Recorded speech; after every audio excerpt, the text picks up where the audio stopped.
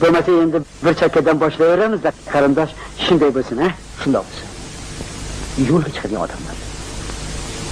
Shoshtiribman. Ha yo'q, aylanay. Poyezd ertaga keta qolsin. Men oshsamay, non yopay, birgalashib, chaqchaqlashib o'tirasizlar-da. Osh bo'lsa yermiz. To'y o'tsin, qarindosh bo'laylik. Keyin qancha ziyofat bo'lsa qochmas. Rahmat, ora bo'lmang. Sizni bog'laysiz, biz osh yeb olardik.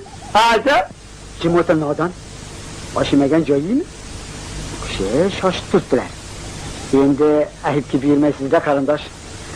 Xo'sh, xizmat sharifingizda bu hozir qalin olish yo'qib ketgan olmaymiz.